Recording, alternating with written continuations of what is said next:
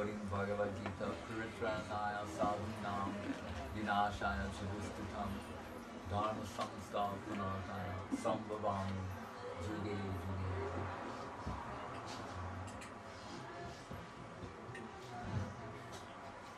Yada yada hi dharmasya glani bhavati bharata abhitanam adharmasya tadatmanam srijam. Gita. Krishna himself comments on the nature of his own appearance.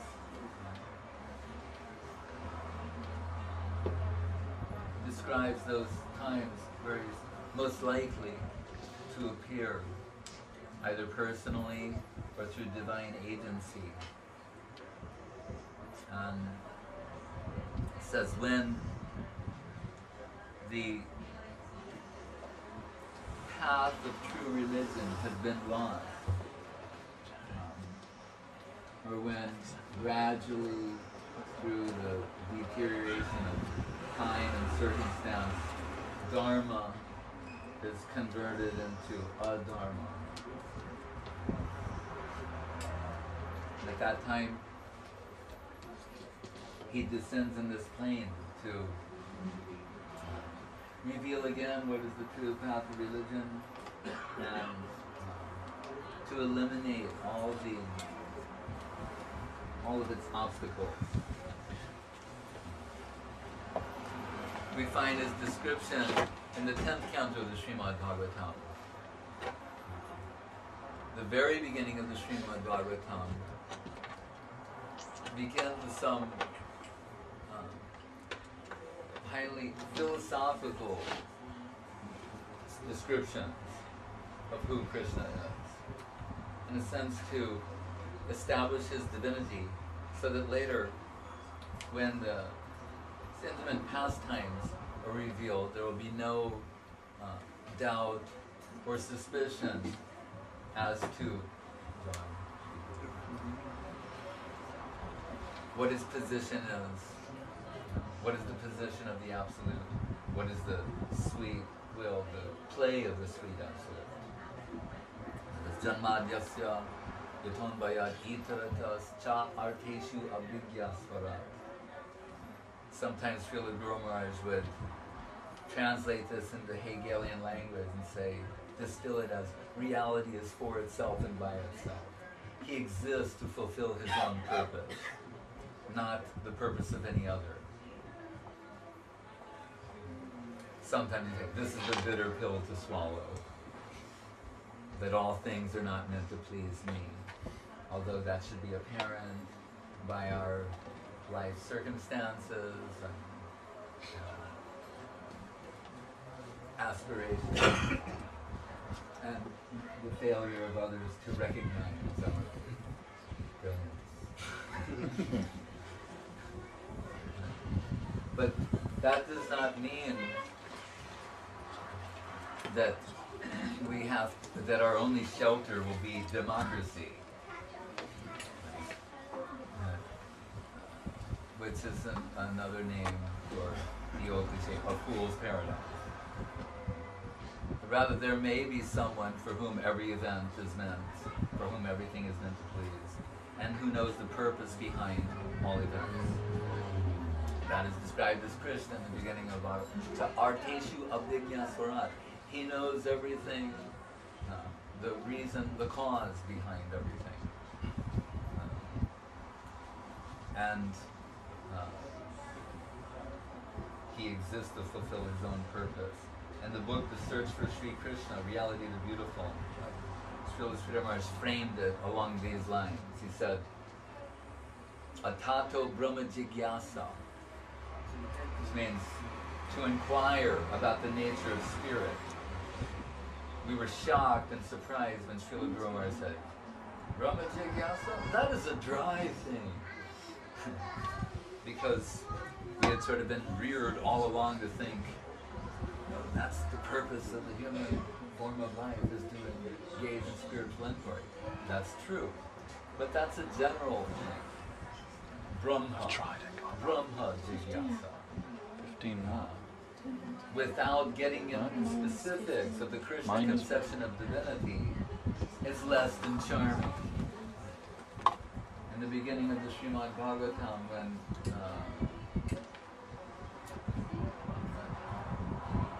Narada approaches Vyasa, he's, you can say, chastising him. A stronger word is condemning him. And this Jagupsitam Dharma Krite sloka, really it means, some ways to translate the word is treachery. He's calling Vyasa traitor. It's sometimes Srila Gurudev will say the language is, for Sanskrit, very strong in its condemnation. And what is he telling Vyasa, who is feeling some despondency at the time, having produced Mahabharata, within it the Bhagavad Gita, compiled so many Vedic literatures, yet feeling less than fully satisfied. Narada is telling him basically, you've told what will be the diet for diseased people, but you've not told anything about healthy life. That once they're in a healthy condition, what will be their activities, what will be their diet then. But only for those in the disease condition, you've given some prescription how they can come out of that. But so, not fully describing the all-charming pastimes and personality of Krishna, you're dealing in negatives. Most people will simply focus on that and feel that the other realm is insubstantial or abstract or irrelevant to their lives. And that's also true in the modern time. So we have our acharyas to make that which is abstract or apparently inaccessible, accessible, and more specifically, relevant. How these things become relevant to our lives in modern application. So, how to reveal the infinite to the finite is the subject matter of the Srimad Bhagavatam and the promotion of the Krishna conception of divinity. When Srila Guru Maharaj was preaching in Karachi, he always tells the story of one man from the audience challenged that, Swamiji, if the infinite can be known by the finite, then that's not infinite. Then he's not infinite. And actually, there's truth to that. What he was saying was half true. Atak Sri Krishna Namari Navbhavye Grahyamriye Sevan Mukhe Yijivarushayam Evaspuruteva. That Atak Sri Krishna Namari means the name of Nama Guna Rupa Lila, the name of Krishna, from which that sound springs up, the form, the qualities, the pastimes of Krishna. They're inaccessible to the mind, the intellect, the senses. Srila Guru Maharaj reminds us sometimes that Saraswati Thakur did not advise to take Krishna Nam before a picture or some visual reference, saying that the senses are like vultures. They'll convert it into their food. They'll take that highest divine thing and make it what they want it to be. This is, even when we turn ourselves, redirect ourselves towards divinity, then we see him as an ornament to our lives or something to fulfill our necessity. The reverse position. We make, taking ourselves to be the subject, we see divinity as the object. But rather, that turns it into something finite. That turns even the conception of divinity into some finite thing. And so people are perplexed by various bewildering human projections upon the divine. Can God do this? Can God do that? Their intellects blow a fuse. We're told by our charges, if you're going to make progress in this direction, the first thing you'll have to become comfortable with is achintya shakti, that divinity has inconceivable potency. So there's no question of unable to do this or unable to do that. We were saying the other day, people used to, these, mind benders, say, can God make a stone so big and heavy you can't lift it? Why does it have to be so big?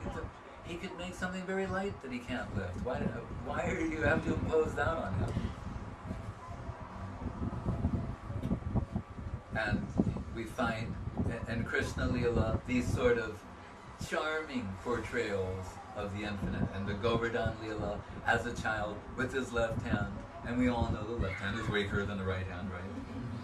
With his left hand he's lifting the Govardhan hill to give shelter to all his devotees. Why? Paritranaya Saranam Vinashaya Duskritam, as Gurudev said the other day. There has to be some drama, some trauma, some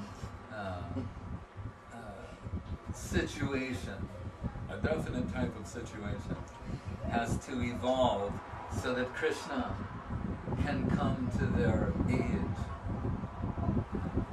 Krishna makes himself absent from the devotees to grow their heart's affection for him.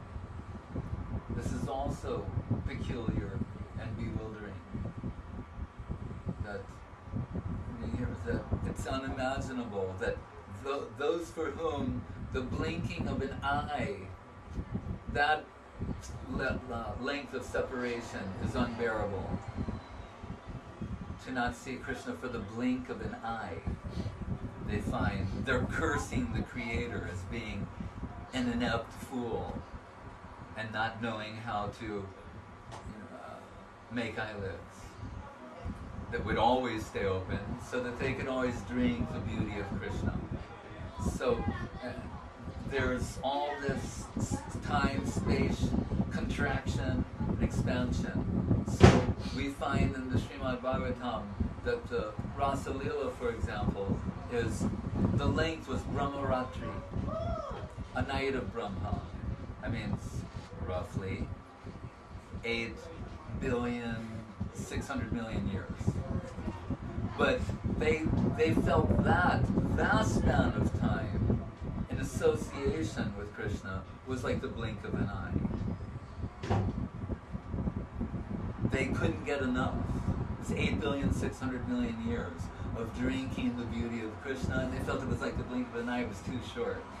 And the Charitamritam, in the Ramananda Sambad, there's the section where Radharani herself is referenced as devising a scheme for, she's saying, in retrospect, the devastating effects of having a vision of Krishna riddles the body with ecstasy, renders the senses inoperable. There's so many devastating effects, and vanishes like a lightning coruscating brilliant flash of revelation. So her scheme is, rather in the future, if this opportunity comes again, it's either really or in dream or on any way imaginable, I'm going to delay. You've heard of delayed gratification? This is like on a divine level. I'm not going to look at Krishna because I know what the effects of that will be. His devastating beauty. Rather, I'm going to worship time. And she has all the paraphernalia arranged, the Panch Pradeep, the ghee lamp, the incense, and ring them, and worship time, and propitiate time.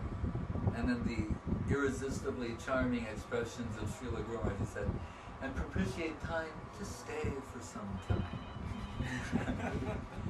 Offer time a seat, an arati, so whatever will make time comfortable, get nice and comfortable and situate. You're going to be here for a while. And once time has been placated, then we'll turn our attention to the irresistible, matchless beauty of Krishna. So this is it is indicative of the depth of feeling, emotion, love, affection for Krishna. So that Brahma Ratri was like the blink of an eye. And what's the inversion?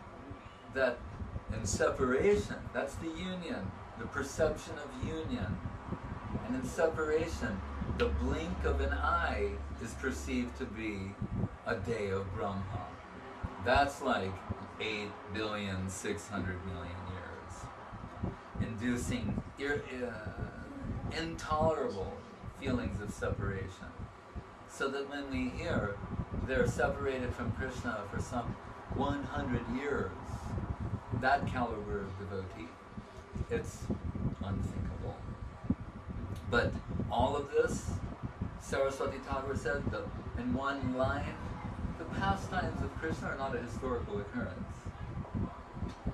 How profound. Think, when you want to go in 5,000 years ago, yeah, for some mundane reference point, but that's not the way that we're told by our charges to view this. Kaviraj Goswami has given an example to send us thinking in the right direction, an indication. We're talking about Achintya Shakti, inconceivable potency. So he gives a reference point. It's the purpose of analogy. Some convenient local reference point that allows us to focus on some more remote, more complex truth, reality. So he gives something within our experience. For, we're the non-believers, those of weak faith.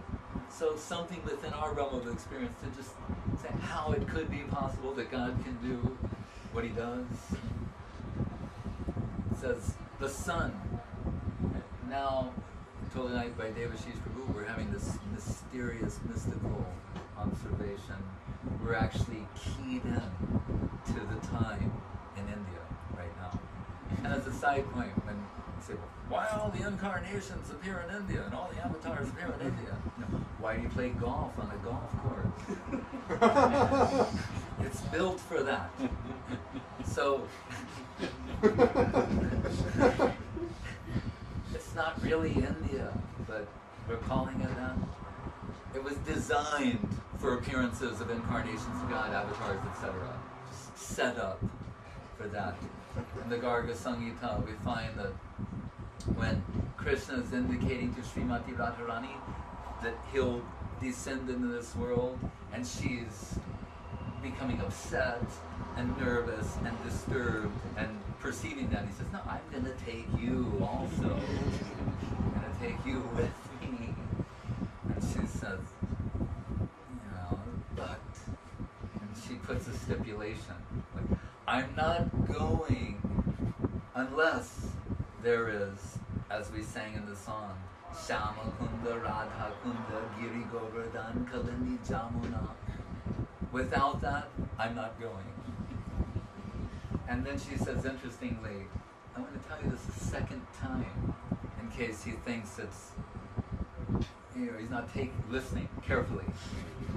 Unless there's Shama Kunda, Radha Kunda, Govardhan, Jamuna, all these things, I won't go.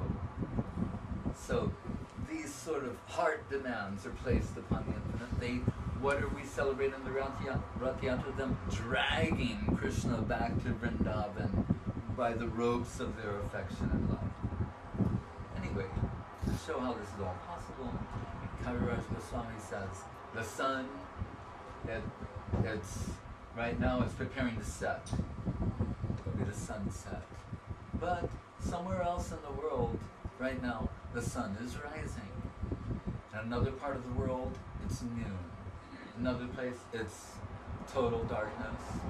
And they're all the different times we experience in between. And amazingly, they're all going on simultaneously. So that means this one sun is capable of revealing itself as rising, setting, noon, total darkness, and all the other phases of the day at once. And it's according to the perspective of the observers.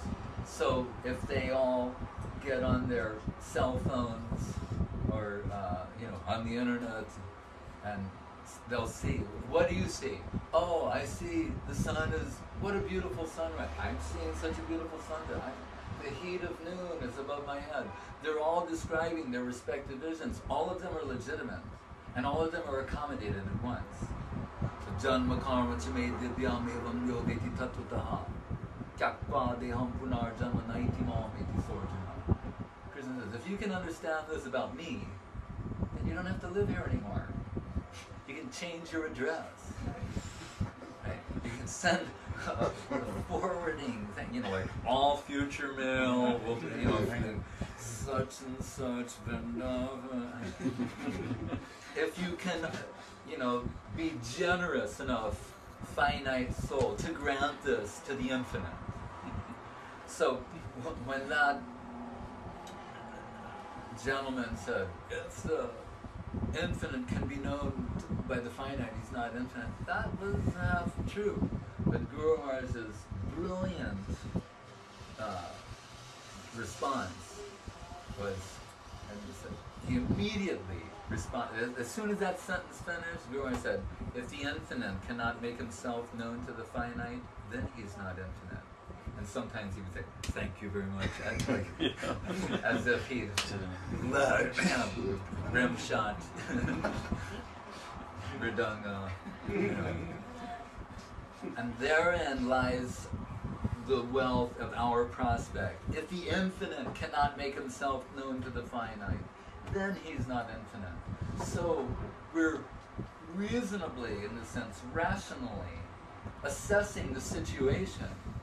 And for those who want to move in the direction of a connection with divinity, they can reasonably say, yes, what will I be able to realize by my own projections based upon my limited experience of the limited? I'll come up with something limited at best. The sum total of the finite is not equal to the infinite. Even a whole lot of finite, right, is not infinite. Right? Just tons of as much finite as you can shake a stick at is not the infinite. Right? Hubble, finite, it's not, it's not even approaching, that's still like baby finite. But the infinite can make himself known to the finite. How? By infinite means. If we just left India, and not depend us on India, but sometimes you have different living entities crawling on little ants, stuff like they're so you can't even practically perceive them, although you do. But rather, the inverse is true. They cannot perceive, really, how can they imagine who you are? They're in contact with you. We can grant that much. Right? They're crawling on your skin amidst the pores and hairs of your body. What could they speculate you are? If that was, an author or someone who had the mental and intellectual capacity to imagine so many stories or works of art or things like that. This being, what is his level of perception of that great thinker? The most external, deceptive view imaginable. So when we turn our finite brains to try and assess what is God, what is the infinite, it's that gross, it's that pathetic.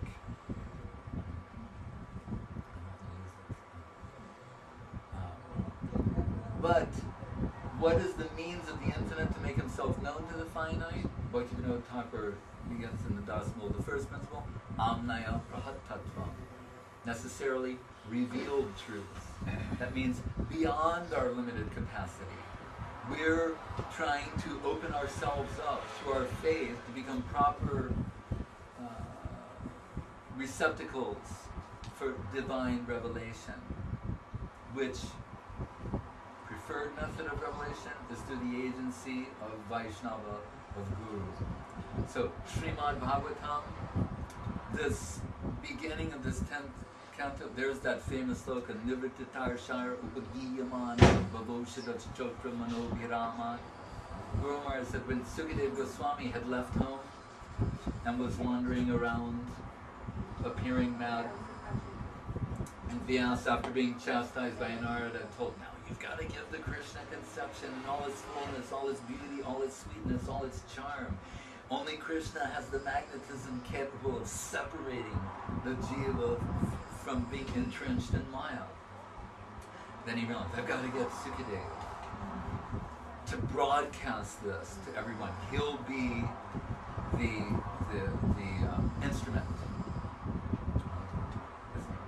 It will have to come from Veda Vyas himself, because as Guru Maharaj said, Narada said, if it doesn't come from you, who gave Mahabharata and all that, people will say to others like, oh, you know more than Veda Vyas? I don't think so. In my Veda Vyas book it says this, and your book it says that, sorry. So you've got to do it. But then Veda Vyas realized, I need Sukadeva, I need that boy. So this sloka, he trained some, what was it, woodsmen, or some really coarse folk, somehow taught them to sing this sloka, this song. So that, thinking when Sukadeva was wandering there, that hearing this, it would capture his attention. And that's the effect that it had. He heard this and got redirected to Vyasadev's ashram, where Vyasadeva, at the end of the Treta Yuga, spoke to Srimad Bhagavatam to him, and he became, in the words of Srila Guru Maharaj, the loudspeaker to broadcast the Krishna conception of divinity. Because when Parikshit Maharaj went to sit on the banks of the Jamuna, there outside of his capital, there were many sages assembled from all over the universe. We're told there are varying levels of realization and representing all the different schools of thought there are in terms of how to extract ourselves from the mundane entanglement. So as Parikshit Maharaj was on the verge of death, 7 days approaching, and asking their opinions according to what they had found successful in helping them negotiate release from the mundane. They gave advice. So somewhere inviting yoga, austerity, penance, this, that, the other thing. Leading Parikshit Maharaj to ask them, look, I've got 7 days here, time is running out, I need a unanimous verdict from the group. And around that time, Sukadeva Goswami appeared on the scene. And like a true devotee, he was perceived by the public as being mad. But to those sages who are adept in the science of physiognomy, as well as many other things, they could see just in his features and his form that he was a Siddha Purush, a spiritually perfect personality. And they offered him the presidential seat to, as 16-year-old, spiritually realized soul in the presence of sages, venerable sages assembled all over the universe. He was offered the presidential seat. And why? Because what they were advising was on the basis of their own experience with the mundane, their entanglement, how to get free. But they knew that Sukadeva they'd heard about him. He had the reputation of never having any affinity for the mundane. Totally situated in the Nirvana plane before birth, what to speak of afterwards. So because he had their respect, Veda Vyas used him as the loudspeaker to broadcast the Krishna Lila and the Krishna conception of divinity. And Sukadeva, introducing himself to them, makes reference to his own conversion to the Krishna conception by saying, Parinishthito Vinayaguni Uttama Shloka Lilaya Vrihita Cheta Rajar Se Akyanam Yaladitavan. Saying, I'm not bragging or boasting. It's known to all of you. I was situated perfectly in the Nirguna plane. And Uttama Shloka Lilaya, I heard these beautiful songs about the beautiful personality of Godhead, Krishna. And it opened up a whole other world of experience to me.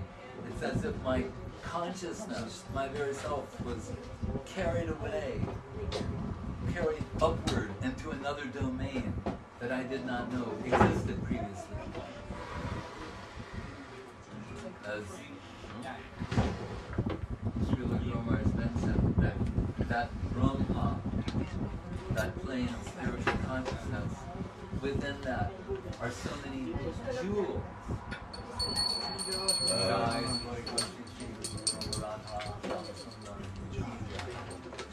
There's so many spiritually conscious gems that spring out of that in the form of so many descriptions of Krishna.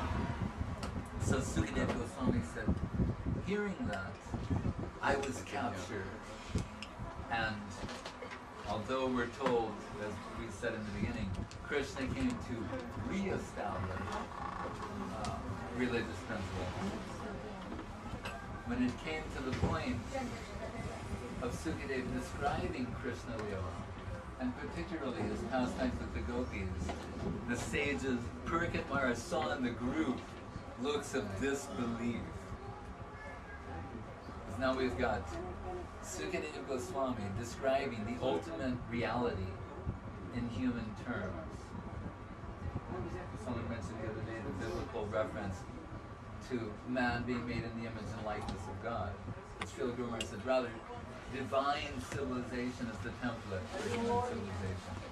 Human civilization has been modeled after divine civilization. We can say it in that way. So, when Sukadeva Goswami, what time is the article? 7:30. When Sukadeva Goswami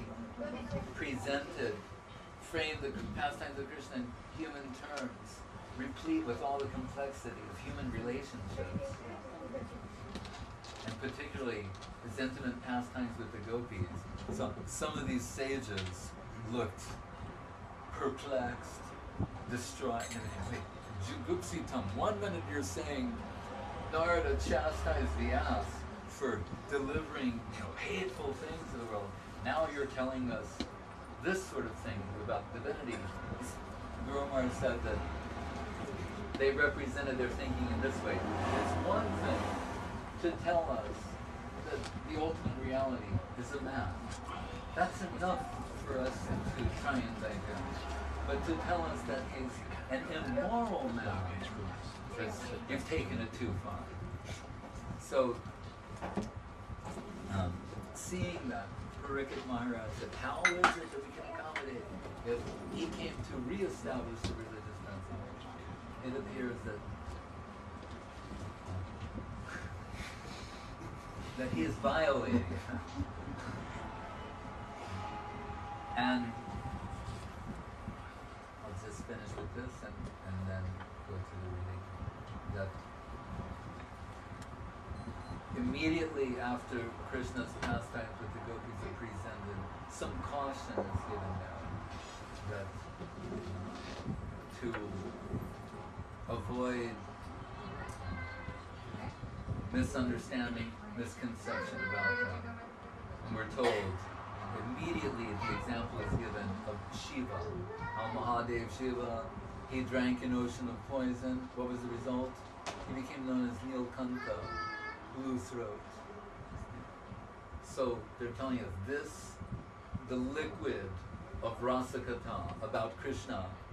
We hear it later in the Bhagavatam. Yad anucharita lila karna piyusha viprut sadkridadana vidutaganda dharma vinashta. One drop of this liquid of Krishna Katha is so potent, it will dissolve all the corrosion of the heart, the misgivings, the misconception, the misunderstanding. It's that powerful. Just as a drop of potassium cyanide it has its devastating effects. Infinitely more powerful is the liquid of Rasakatha.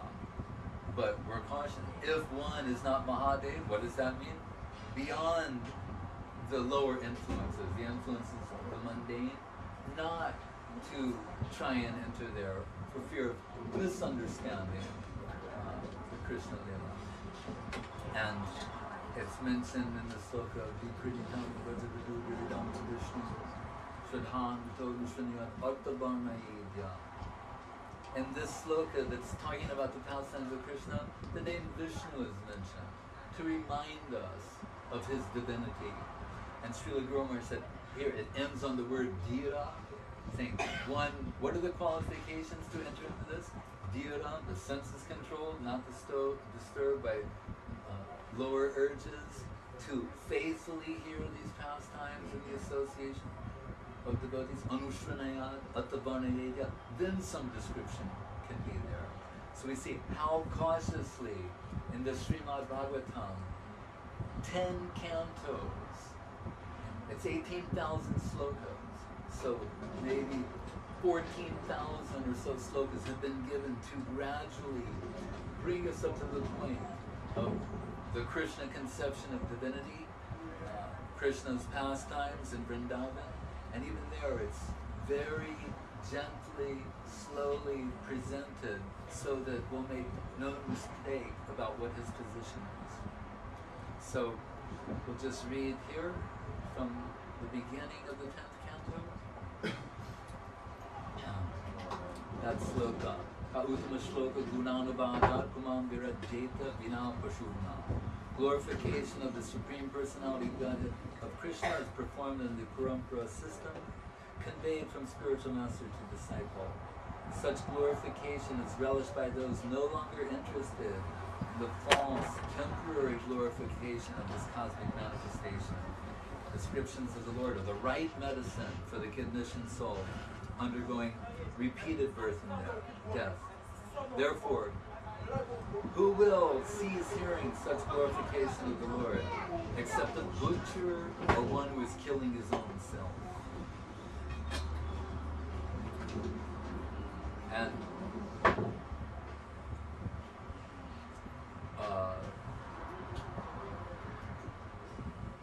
Parikshit Maharaj says,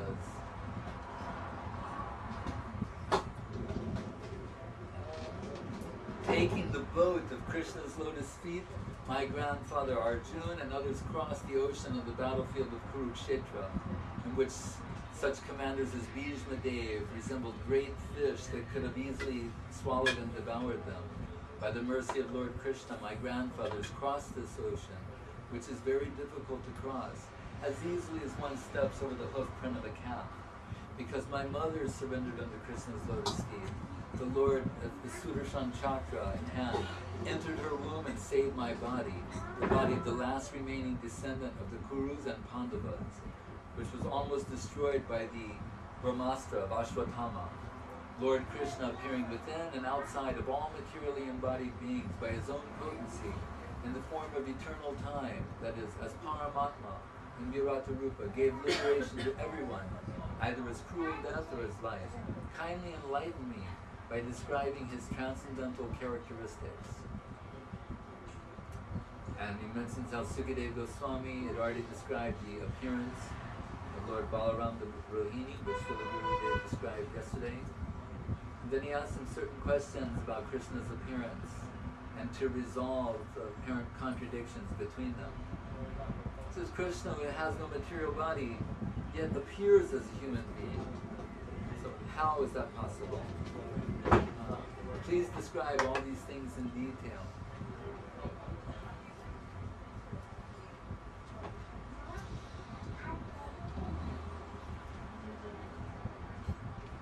And Sukadeva Goswami glorifies Parikshit Maharaj, saying, because you're attracted to the topics of Krishna, this is certain that your intelligence is fixed for spiritual understanding, which is the purpose of human life.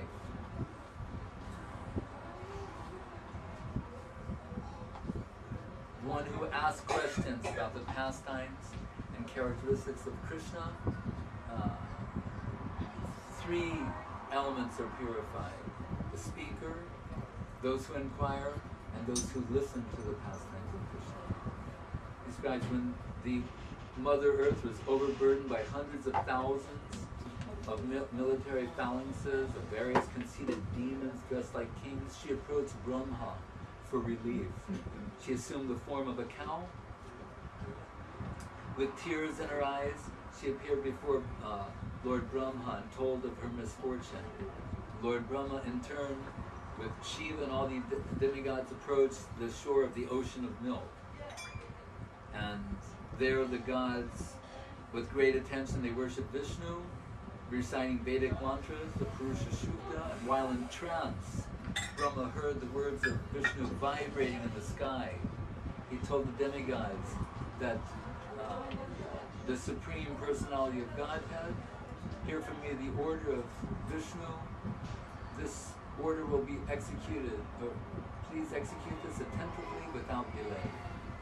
Brahma informed the demigods, before we submitted our petition, we are aware of the distressful condition on the earth.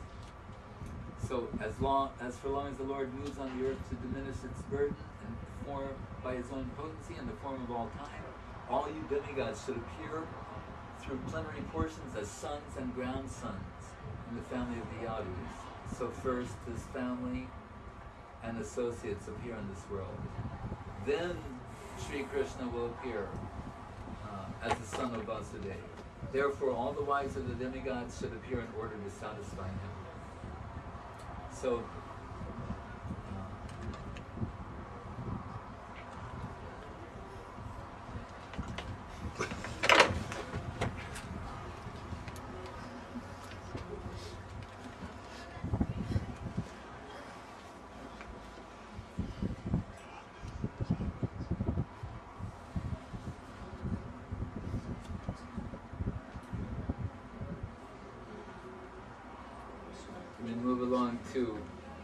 says, as it was known that Krishna would appear, and to protect the Yadus, his personal devotees, from Kamsa's attack, the personality of Godhead, the super soul of everyone, ordered Yogamaya as follows. It said, my potency, you are worshipable for the entire world, and whose nature is to bestow good fortune upon all living entities. I want that you shall go to Braja, where there live many cowherd men and their wives, and that very beautiful land where many cows reside. Rohini, the wife of Vasudeva, is living at the home of Nanda Maharaj. Other wives of Vasudeva are also living there, incognito, because of fear of Kamsa. Please go there. Within the womb of Devaki is my plenary expansion known as Sankarshan or Shesha. Without difficulty, transfer him to the womb of Rohini. Oh, all auspicious Yogamaya, I shall then appear with my full 6 opulences as the son of Devaki, and you will appear as the daughter of Mother Yasoda, the queen of Maharaj Nanda. By the sacrifices of animals, ordinary human beings will worship you gorgeously with various paraphernalia, because you are supreme in fulfilling the material desires of everyone.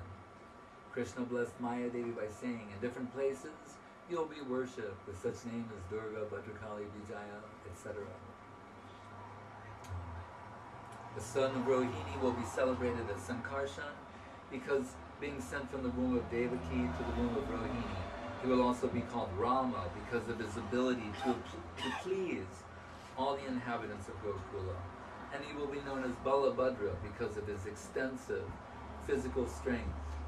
Then Yogamaya immediately agreed, and with the Vedic mantra Om, she confirmed she would do as asked.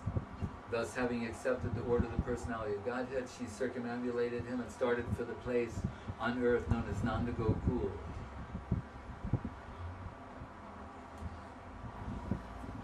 Then the birth of Balaram is described, and it says, when the child of Devaki was attracted and transferred in the womb of Rohini by Yogamaya, Devaki seemed to have a miscarriage. Thus all the inhabitants of the palace loudly cried, alas, Devaki has lost her child. Thus, the Supreme Personality of Godhead, who is the super soul of all living entities, and who vanquishes all the fears of his devotees, entered the mind of Vasudeva in full opulence. And that sloka is the famous name, Anakadundu. while carrying the form of the Supreme Personality of Godhead within the core of his heart. Vasudeva bore the Lord's transcendently illuminating effulgence, and thus he became as bright as the sun. He was therefore very difficult to see or approach through sensory perception. Indeed, he was unapproachable and unperceivable even for such formidable men as Kansa, and not only for Kansa, but for all living entities. Thereafter, accompanied by plenary expansions, the fully opulent Supreme Personality of Godhead, who is all auspicious for the entire universe, was transferred from the mind of Vasudeva to the mind of Devaki. Devaki, having thus been initiated by Vasudeva, became beautiful by carrying Lord Krishna